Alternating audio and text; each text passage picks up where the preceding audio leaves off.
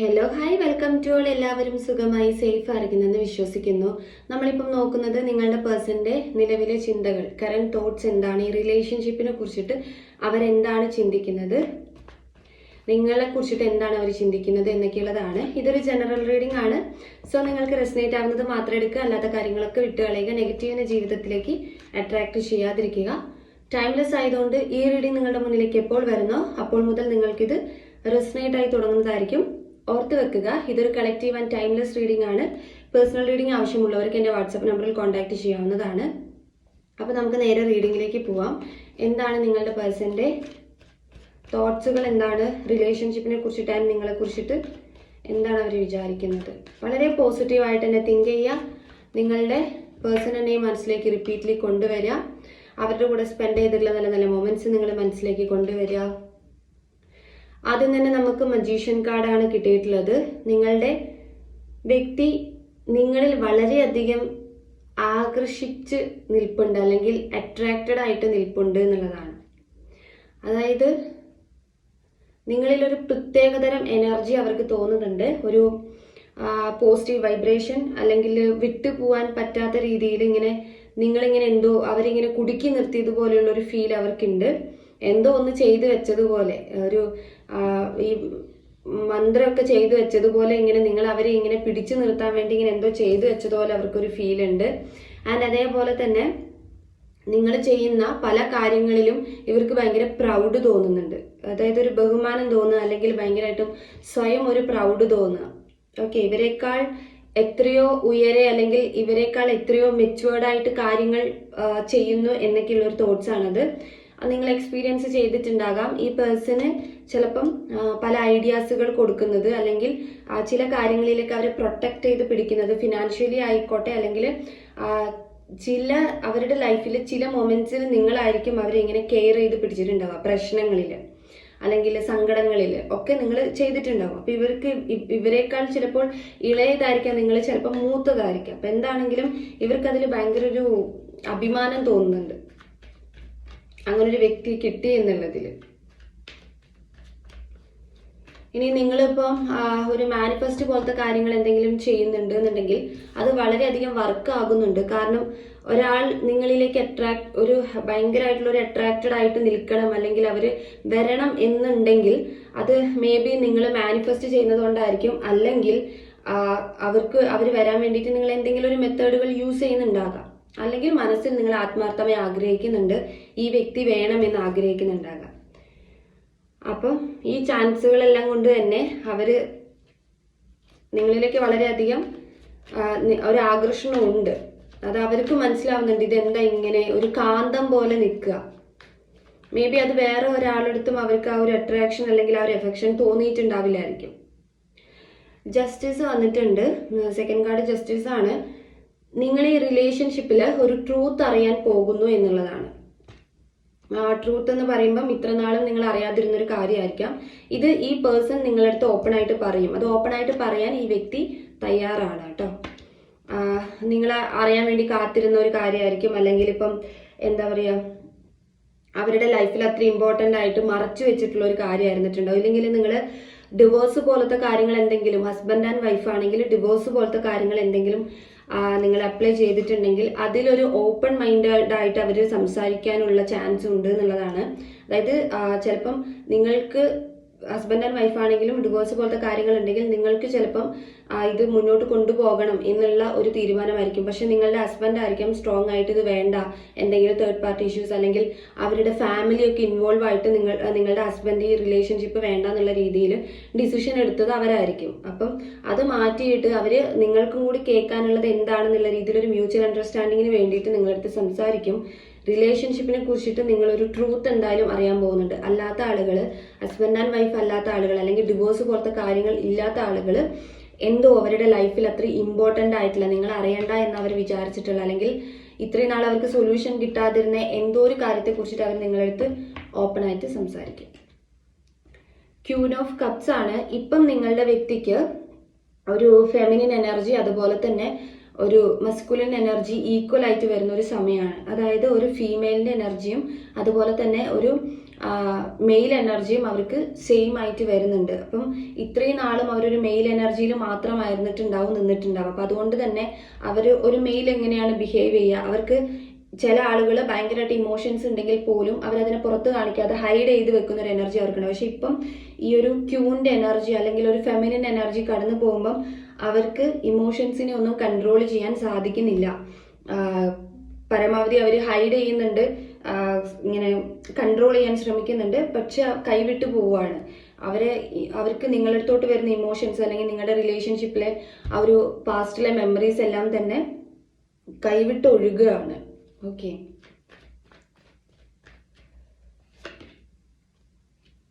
7 of cups ആണ്. നിങ്ങളുടെ ഇടയിൽ തേർഡ് പാർട്ടീസ് ഉണ്ട്. ഈ തേർഡ് പാർട്ടീസ് എന്ന് പറയുന്നത് മേ ബി അവരുടെ ഫാമിലി ആയിരിക്കും, അല്ലെങ്കിൽ നിങ്ങളുടെ ഫാമിലി ആയിരിക്കും. അധികാരമുള്ള അല്ലെങ്കിൽ റെസ്പെക്ട് ചെയ്യേണ്ട അല്ലെങ്കിൽ ഇവർ ചെയ്യേണ്ട കടമകളുള്ള ആളുകൾ എന്ന രീതിയിലാണ് കാണിക്കുന്നത്. ഒരുപാട് പേരെ കാണിക്കുന്നുണ്ട്. ഇത് സിറ്റുവേഷൻ ആകാം, അല്ലെങ്കിൽ ഇവരുടെ ഫീലിങ്സ് ആകാം, അല്ലെങ്കിൽ മെയിനായിട്ടും ഇവിടെ തേർഡ് പാർട്ടി ആയിട്ട് കാണിക്കുന്നത് ഫാമിലി അംഗങ്ങളെയാണ്. സോ ഇവർക്ക് അത്രയും കടപ്പാടുണ്ട് അങ്ങോട്ട്. ഓക്കെ, അവർക്ക് അവിടെ നിന്നിട്ട് മേ ബി ഇവിടെ ഫസ്റ്റ് തന്നെ ജസ്റ്റിസ് വന്നതുകൊണ്ട് തന്നെ നിങ്ങളുടെ ഇടയിൽ എന്തെങ്കിലും പ്രശ്നങ്ങൾ ഉണ്ടെങ്കിൽ അത് ക്രിയേറ്റ് ചെയ്യുന്നത് ഈ ഫാമിലി തന്നെയായിരിക്കാം. അപ്പം അങ്ങനെ ഒരു സിറ്റുവേഷൻ ഉണ്ട് എന്നുള്ളത് അവർ നിങ്ങളടുത്ത് പറയാൻ ആഗ്രഹിക്കുന്നതാണ്. അപ്പം അവർക്ക് അവിടേക്കും നോക്കണം, നിങ്ങളുടെ കാര്യം നോക്കണം. രണ്ടും അവർക്ക് വിട്ടുപോകാൻ പറ്റാതെ അതിൻ്റെ സെൻറ്ററിൽ നിൽക്കുന്ന ഒരു എനർജിയാണ്. ട്രൂത്ത് അറിയുമെന്ന് പറഞ്ഞത് മേ ബി ഇതിനെക്കുറിച്ചിട്ടുള്ള കാര്യങ്ങളൊക്കെ അവർ നിങ്ങളടുത്ത് ഓപ്പണായിട്ട് സംസാരിക്കുന്നതായിരിക്കാം. ടെമ്പറൻസ് ആണ്.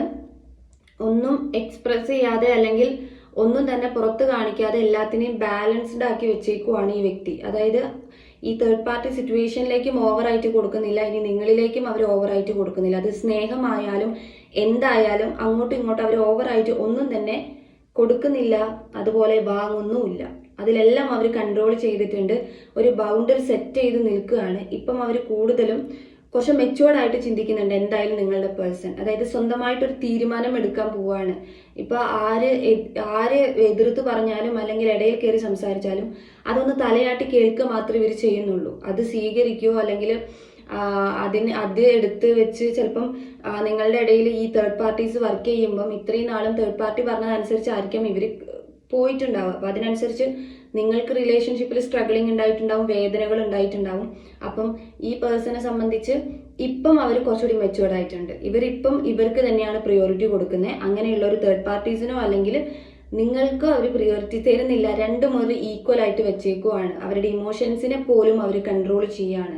മേ ബി ഇത്രയും സ്നേഹമുള്ള അല്ലെങ്കിൽ ഇങ്ങനെയൊക്കെ നിങ്ങളടുത്ത് അട്രാക്ഷൻ തോന്നുന്ന ഒരാൾ എന്തുകൊണ്ട് നിങ്ങളെ കോണ്ടാക്ട് ചെയ്യുന്നില്ല എന്നൊരു ക്വസ്റ്റ്യൻ നിങ്ങളുടെ മനസ്സിൽ വന്നേക്കാം. അതിനുള്ളൊരു ആൻസർ ആണിത്. എല്ലാം ബാലൻസ്ഡ് ആക്കി വെച്ചേക്കുവാണ്. അവരൊന്നും ഓവർഫ്ലോ ചെയ്യാൻ വേണ്ടിയിട്ട് സമ്മതിക്കുന്നില്ല. ഒക്കെ കൊടുക്കേണ്ടത് എത്രയാണോ അത്ര മാത്രമേ അവർ കൊടുക്കുന്നുള്ളൂ. എന്താണോ കൊടുക്കേണ്ടത്, അതായത് മെച്ചുവേർഡ് ആയിട്ട് ബിഹേവ് ചെയ്യുകയാണ്. അതിൻ്റെ റീസൺസ് ഒരുപാട് ഉണ്ടാവുമായിരിക്കാം, പ്രശ്നങ്ങൾ നിങ്ങൾക്ക് അറിയുമായിരിക്കും. നൈറ്റ് ഓഫ് സോർട്സ് ആണ്. ഇപ്പം അവരെന്തായാലും നിങ്ങളുടെ കാര്യത്തിൽ അല്ലെങ്കിൽ ഈ റിലേഷൻഷിപ്പിൻ്റെ കാര്യത്തിൽ ഫാസ്റ്റ് ആയിട്ട് തിങ്ക് ചെയ്യുന്നുണ്ട്. ഓക്കെ, വളരെ ഫാസ്റ്റ് ആയിട്ട് തിങ്ക് ചെയ്യുന്നുണ്ട്. ഒരു ഡിസിഷൻ എടുക്കണം, നിങ്ങളുടെ അടുത്തോട്ട് വേഗം വരണം എന്നുള്ളത്. ഇപ്പം നിങ്ങൾ ലോങ് ഡിസ്റ്റൻസ് ഒക്കെ ഉള്ളവരാണെങ്കിൽ ഇവർ നിങ്ങളെ കാണാൻ വേണ്ടി വരിക, അല്ലെങ്കിൽ നിങ്ങളുടെ കാര്യത്തിൽ പെട്ടെന്നൊരു തീരുമാനം എടുക്കുക. കുറേ നാളായിട്ട് കാണാതിരിക്കുന്ന ആളുകളാണെങ്കിൽ നിങ്ങൾക്കത് പ്രതീക്ഷിക്കാവുന്നതാണ്. ഈ കാണാൻ വേണ്ടിയിട്ടുള്ള അവരുടെ വരുത്ത് അത് ഫാസ്റ്റ് ആയിട്ടാണ് കാണിക്കുന്നത്, സ്ലോ ആയിട്ടല്ല. വെരി ഫാസ്റ്റ് ആയിട്ട് തന്നെ അത് നടക്കും എന്നുള്ളതാണ്.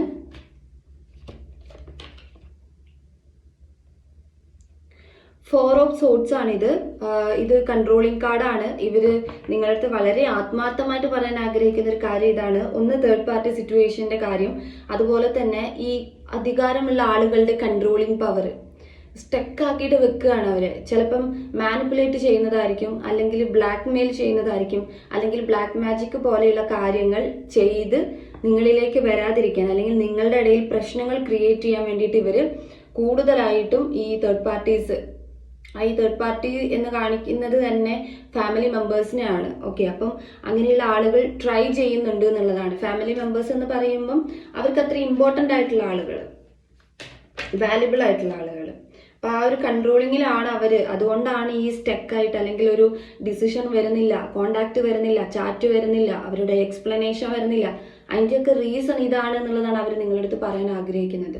അപ്പം മറ്റുള്ളവരെ അനുസരിക്കേണ്ടി വരുമായിരിക്കും. ഇപ്പം മദറാണ് അല്ലെങ്കിൽ ഫാദറാണ് ഈ തേർഡ് പാർട്ടിയുടെ സ്ഥാനത്ത് നിൽക്കുന്നതെങ്കിൽ അവർക്ക് അവിടെ അത് അനുസരിച്ചേ പറ്റുമായിരിക്കുള്ളൂ.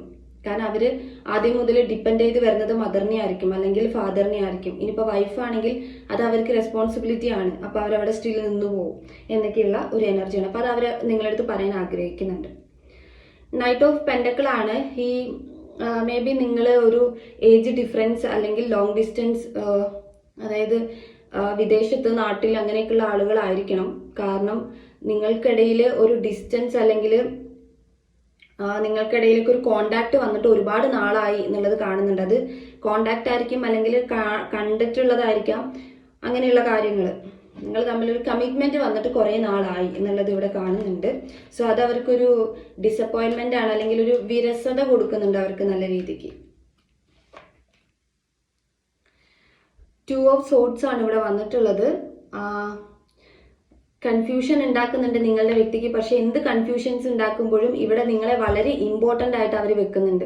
അതായത് ഇവർ ഇരിക്കുന്ന ഈ ഒരു സിറ്റിംഗ് പോലും വളരെ വേദനയോടെയാണ് ഇരിക്കുന്നത്. ഇവർക്ക് ഇത്ര ഇമ്പോർട്ടൻ്റ് ആയിട്ടുള്ള ഒരു തേർഡ് പാർട്ടി സിറ്റുവേഷൻ ഉണ്ടായിട്ടും ഇപ്പുറത്ത് നിങ്ങൾ ഉണ്ടാവുമ്പോഴും നിങ്ങളിലേക്ക്, ഈ തേർഡ് പാർട്ടിയിലേക്ക് എത്രത്തോളം സ്നേഹമാണോ കൊടുക്കുന്നത് അതേ ഒരു ഈക്വൽ ആയിട്ട് അവർ നിങ്ങളിലേക്കും ഒരു സ്നേഹം കൊടുക്കുന്നുണ്ട് എന്നുള്ളതാണ്. അപ്പം അത്ര ഇമ്പോർട്ടൻ്റ് തന്നെയാണ് നിങ്ങൾ. പക്ഷെ അത് അവർക്ക് ഈ ഒരു പ്രശ്നം ഉള്ളത് കൊണ്ട് മാത്രം അവർക്കൊരു തീരുമാനം എടുത്ത് വരാൻ പറ്റാത്തൊരു എനർജി ആയിരുന്നു. പക്ഷെ ഇപ്പം അവരതിനുള്ള ഒരു തീരുമാനം എടുക്കുകയാണ്. പെട്ടെന്ന് ക്വിക്കായിട്ട് തന്നെ അവരൊരു തീരുമാനം എടുക്കുകയാണ്. 6 ഓഫ് കപ്സ് വന്നിട്ടുണ്ട്.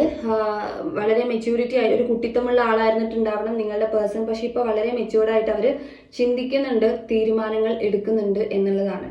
ഓക്കെ, നിങ്ങളിലേക്ക് വേഗം അവർ വരാനുള്ള ചാൻസ് ഇവിടെ വളരെ കൂടുതലാണ്. ഒരു ബ്രേക്കപ്പ് സിറ്റുവേഷൻ അനുഭവിക്കുന്നവരാണെങ്കിൽ നിങ്ങൾക്ക് റീയൂണിയൻ പ്രതീക്ഷിക്കാവുന്നതാണ്. ഇവർ നിങ്ങളെ എഗെയിൻ പ്രപ്പോസ് ചെയ്യുന്ന ഒരു എനർജിയാണിത്. വീണ്ടും അവർ നിങ്ങളെ പ്രപ്പോസ് ചെയ്യാം. അതുപോലെ തന്നെ നിങ്ങളുമായിട്ട് ഒരു കോണ്ടാക്റ്റിലേക്ക് വരുമ്പം പാസ്റ്റിലെ ചില മെമ്മറീസുകൾ ഓർമ്മയായിട്ട് വളരെ നൊസ്റ്റു തോന്നുന്ന മെമ്മറീസുകൾ അവർ നിങ്ങളുടെ അടുത്ത് ഷെയർ ചെയ്യും. അത് അവർക്ക് ഭയങ്കര ഹാപ്പിനെസ് ആണ്. അവർ ഈ ഒരു റിലേഷൻഷിപ്പിലേക്ക് തിരിച്ച് കൊണ്ടുവരാൻ പോലും കാരണം ആ ഓർമ്മകളാണ് എന്നുള്ളതാണ്. അതൊക്കെ അവർ നിങ്ങളുടെ അടുത്ത് ഓപ്പൺ ആയിട്ട് തുറന്നു പറയുമായിരിക്കും. 5 ഓഫ് സോർട്സിന്റെ എനർജി ആണ്. ഇതൊരു ചീറ്റിംഗ് കാർഡാണ്.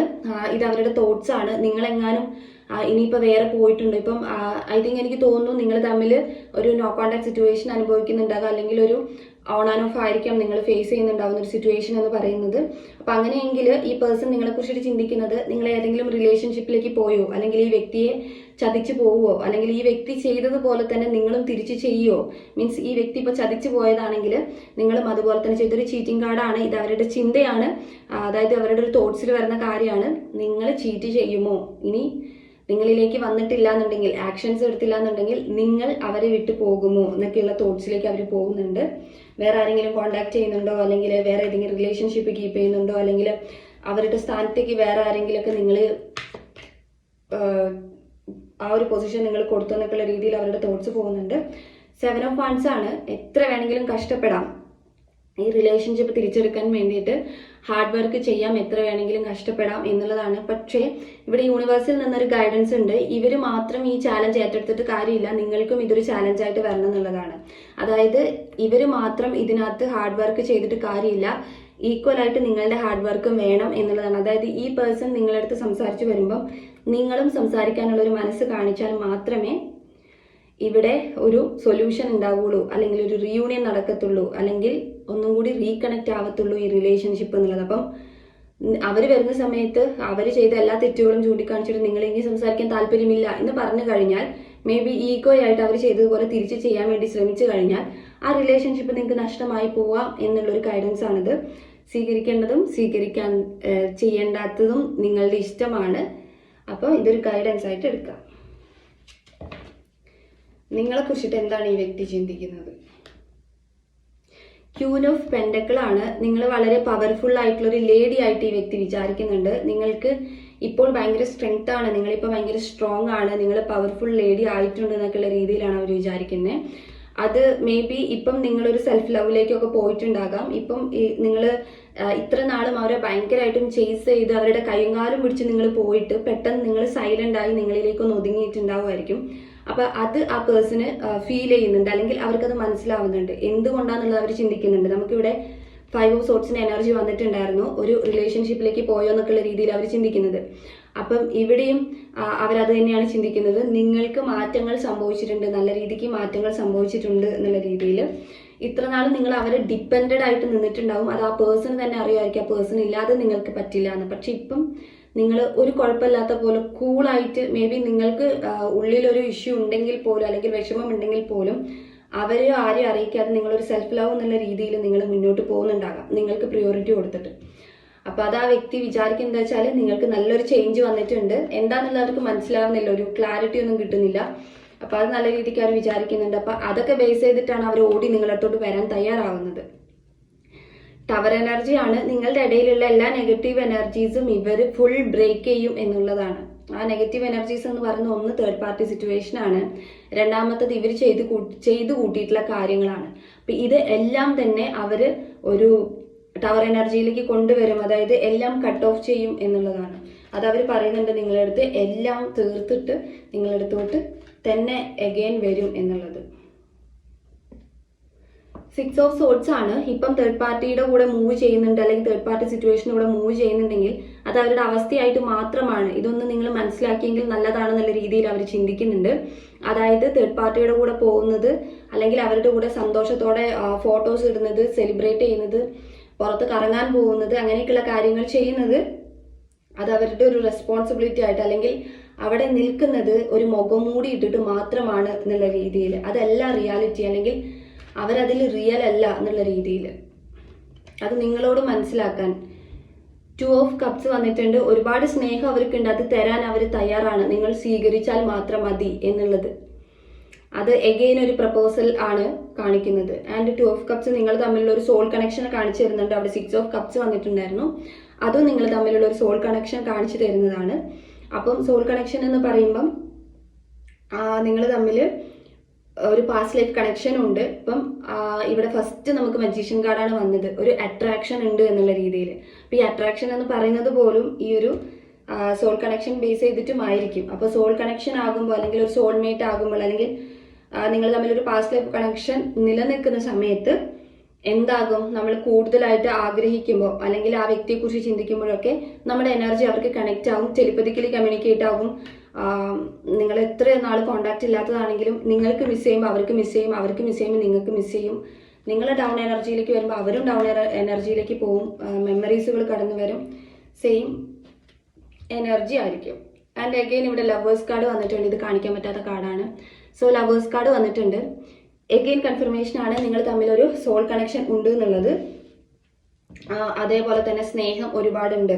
ഇതൊരു റിലേഷൻഷിപ്പ് എന്ന് പറയുന്നത് യൂണിവേഴ്സായിട്ട് കണക്ട് ചെയ്തിട്ടുള്ള 2 സോളുകളാണ്. ഓക്കെ, അതായത് പാസ്റ്റ് ലൈഫ് കണക്ഷൻ ആണ് നിങ്ങൾക്ക് വരുന്നത്. ഇപ്പൊ ഏജ് എത്ര ആയിക്കോട്ടെ, അല്ലെങ്കിൽ മാരീഡ് ആയിട്ടുള്ള പേഴ്സൺസ് ആയിക്കോട്ടെ, സോൾ കണക്ഷൻസ് വരുമ്പം എപ്പോഴായാലും മീറ്റ് ചെയ്യേണ്ടതാണെങ്കിൽ മീറ്റ് ചെയ്യുക ചെയ്യും. ഇനിയിപ്പോൾ നിങ്ങൾ വിചാരിച്ചാലും നിങ്ങൾക്ക് അതിൽ നിന്ന് മൂവ് ഓൺ ചെയ്യാൻ വേണ്ടിയിട്ട് സാധിക്കില്ല, സോൾ കണക്ഷൻ ആണെങ്കിൽ തന്നെ. അപ്പം നിങ്ങളത് എക്സ്പീരിയൻസ് ചെയ്തിട്ടുണ്ടാവുമായിരിക്കും, മറക്കാൻ വേണ്ടി സാധിച്ചാലും പറ്റാത്തത്, അല്ലെങ്കിൽ വേണ്ടാന്ന് വെക്കുമ്പോഴും പറ്റാത്തത്. ഇതൊരു 7 ഓഫ് സോർട്സിന്റെ എനർജിയാണ്. കമ്മ്യൂണിക്കേറ്റ് ചെയ്യും, നിങ്ങളുടെ വ്യക്തി എന്തായാലും നിങ്ങളെ കമ്മ്യൂണിക്കേറ്റ് ചെയ്യും എന്നുള്ളതാണ്. ഉറപ്പായിട്ട് അവർ കമ്മ്യൂണിക്കേറ്റ് ചെയ്യും. ഇനിയിപ്പോൾ നിങ്ങൾക്കൊരു കമ്മ്യൂണിക്കേഷൻ കിട്ടുന്ന സമയത്ത് അത് പ്രോപ്പറായിട്ട് യൂസ് ചെയ്യാൻ നിങ്ങൾ ശ്രദ്ധിക്കേണ്ട ഒരു കാര്യം ഇവിടെ ഗൈഡൻസ് ആയിട്ട് വരുന്നത്, നിങ്ങളുടെ വ്യക്തി ചിന്തിക്കുന്നത് എന്താണെന്ന് വെച്ചിട്ടുണ്ടെങ്കിൽ, അവർ കമ്മ്യൂണിക്കേറ്റ് ചെയ്ത് വരുന്ന സമയത്ത് മേ ബി നിങ്ങളുടെ പേഴ്സൺ ഒരു തെറ്റ് ചെയ്തിട്ടുള്ള ആളായിരിക്കും. അപ്പോൾ അവർ വരുന്നത് നിങ്ങളെ മാനിപ്പുലേറ്റ് ചെയ്തുകൊണ്ടായിരിക്കും, അല്ലെങ്കിൽ ജസ്റ്റ് ഒരു ഫ്രോഡായിട്ടായിരിക്കും വരുന്നത്. അതായത് അവർക്ക് അവരുടെ ഭാഗം ക്ലിയർ ചെയ്യണം, അല്ലെങ്കിൽ നിങ്ങളെ തിരിച്ചെടുക്കാൻ വേണ്ടിയിട്ട് ഏത് ഐഡിയയിലൂടെ മൂവ് ചെയ്യാം, ഞാൻ എന്ത് പറഞ്ഞാലാണ് അവർ വിശ്വസിക്കുക എന്നൊക്കെയുള്ള രീതിയിൽ അവർ ചെറുതായിട്ട് മാനിപ്പുലേറ്റ് യൂസ് ചെയ്യും. നിങ്ങളടുത്ത് കള്ളങ്ങൾ പറയാം, ഫ്രോഡായിട്ട് ആക്ട് ചെയ്യാം, ആക്ടിങ് നടത്താം, അങ്ങനെയൊക്കെ ആയിരിക്കും. അതായത് അവർക്കറിയാം അവർ ചെയ്തിട്ടുള്ള തെറ്റ് എത്രത്തോളം ആഴമുള്ളതാണ്, അല്ലെങ്കിൽ ഇനിയും എങ്ങനെ കെയർ ചെയ്യില്ല എന്നൊക്കെയുള്ള രീതിയിൽ ചിന്തിക്കുന്നുണ്ടാവും. പക്ഷെ നിങ്ങൾ ഇവിടെ ഇല്ലാതെ അവർക്ക് പറ്റാത്തൊരു എനർജിയാണ്. അതുകൊണ്ടാണ് അവർ ഇത്രത്തോളം നിങ്ങളിലേക്ക് അട്രാക്റ്റ് ആയിട്ട് ഇങ്ങനത്തെ കാര്യങ്ങളൊക്കെ ചിന്തിക്കുന്നത്. ആൻഡ് 8 ഓഫ് സ്ട്രെങ്ത് കാർഡാണ്. അവർക്കൊരു ഇപ്പം അവർ സ്ട്രോങ് ആണ്. ഇത്രയും നാളും സ്റ്റക്ക് എനർജിയിൽ നിന്നിട്ടുണ്ടാകും. നമ്മൾ ആദ്യം കണ്ടിട്ടുണ്ടായിരുന്നു. തേർഡ് പാർട്ടി സിറ്റുവേഷൻസ് കാരണം സ്റ്റക്ക് എനർജിയിൽ നിന്നിട്ടുണ്ടാകും, അങ്ങനത്തെ എനർജിയിലൊക്കെ അവർ പോയിട്ടുണ്ടാകും. പക്ഷെ അവർക്ക് ഇപ്പം അവർ സ്ട്രോങ് ആണ്, അവർ നല്ല രീതിക്ക് സ്ട്രെങ്ത് എടുത്തിട്ടുണ്ട്. ഇപ്പം അവർ എന്ത് നേരിടാൻ തയ്യാറാണ്. നിങ്ങളതിന് എന്ത് റിപ്ലൈ ആയിക്കോട്ടെ, അല്ലെങ്കിൽ എങ്ങനെയെങ്കിലുമൊക്കെ എന്ത് വേണമെങ്കിലും പറയാന്നുള്ള രീതിയിൽ ഭയങ്കര സ്ട്രോങ് ആയിട്ടുണ്ട്. അതായത് വാ തുറന്ന് സംസാരിക്കാൻ ഇപ്പം അവർ തയ്യാറാണ്. അതാണ് ഹൈഡ് ചെയ്ത കാര്യങ്ങൾ, ട്രൂത്ത് ഒക്കെ നമ്മൾ പറയുന്നൊക്കെ തുടക്കം പറഞ്ഞില്ലേ, അതൊക്കെ ആ സ്ട്രെങ്ത് ബേസ് ചെയ്തിട്ടാണ്. 10 ഓഫ് സോർട്സ് ആണ് നമുക്ക് അവസാനമായിട്ട് വന്നിട്ടുള്ള കാർഡ്. ഈ ഒരു കാർഡ് പറയുന്നത് നിങ്ങളുടെ ഇടയിൽ ഒരു ബ്രേക്കപ്പ് സിറ്റുവേഷൻ ഇപ്പോൾ ഫേസ് ചെയ്യുന്നുണ്ടെന്നുണ്ടെങ്കിൽ ഇതൊരു ടെമ്പററി സിറ്റുവേഷൻ മാത്രമാണ്. കാരണം ഇവിടെ സോൾ കണക്ഷൻസും കാണിക്കുന്നുണ്ട്. സോ ഇതൊരു ടെമ്പററി സിറ്റുവേഷനാണ്.